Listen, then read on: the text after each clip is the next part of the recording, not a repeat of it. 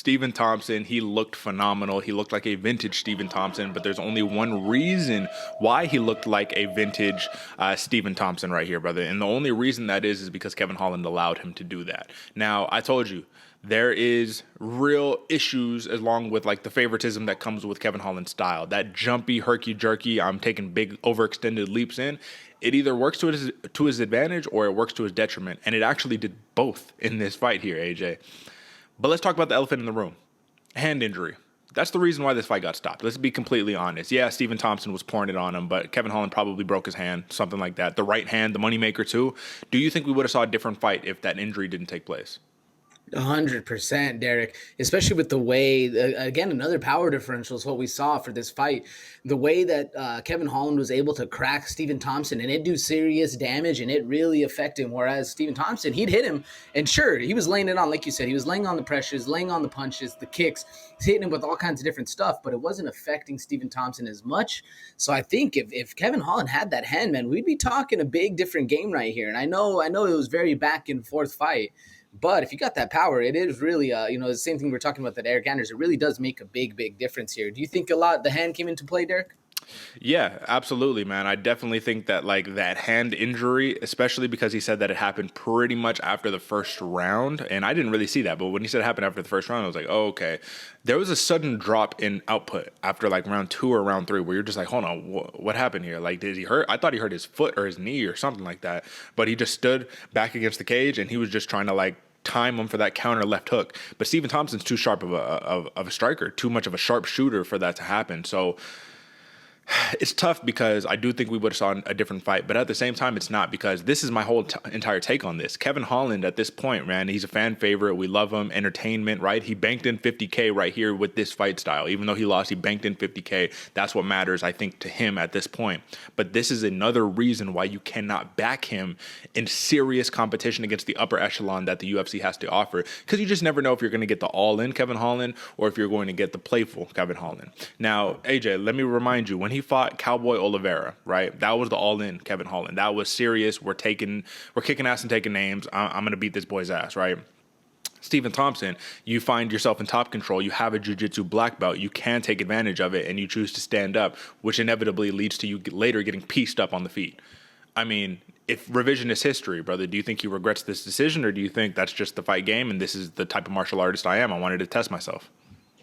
I think it's a little more of the latter there, Derek. I think it's a little more of maybe not even so much of test yourself, but have that like ego and pride. Because at the beginning, man, at the press conference, you're saying no one's shooting here. This is a standing battle.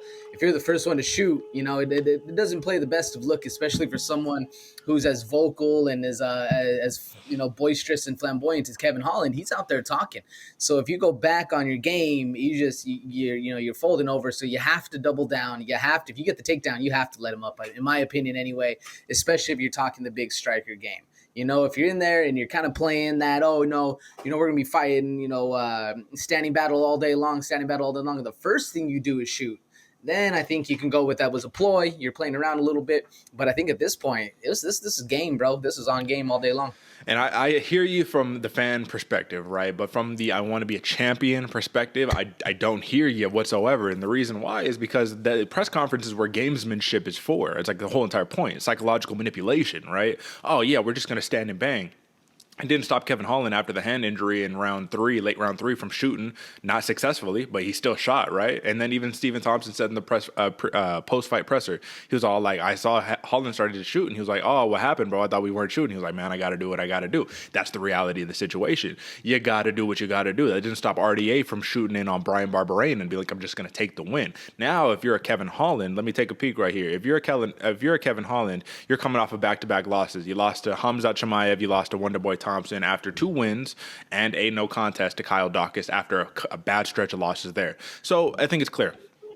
Let's talk about the trajectory right here moving forward. If you're a Kevin Holland, you came back from retirement right here. You pretty much only want the big money fights. Championship aspirations is pretty much out the window. I mean, in what capacity does he win here, AJ?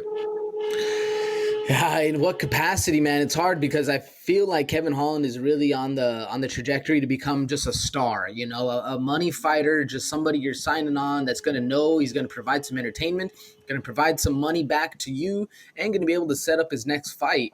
Other than that, though, I mean, title aspirations and 170. I don't really know, man. I don't really see it, especially with how good of the wrestlers are at the top upper echelon of that division.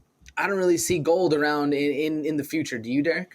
No, no, not for Kevin Holland, but I do see for Stephen Thompson if he's chasing. I don't really see it for Stephen Thompson either, man, because while you do get the fun striker fight right here, they're not just going to keep throwing strikers at him. If you want to be a champion in that division, you have to fight wrestlers, and I just don't see it for either one of these gentlemen. But I love the fun fight, man. So taking it away from a championship perspective, looking at just pure fun.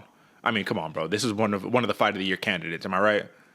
Oh, 100%, Derek. 100%. This is and this just had fight of the year makings over it from the get go. And if Yeah. we can keep doing this, and I think this is where Kevin Holland's career is headed, more of these fun, entertaining money fights, if you will. 100%. And with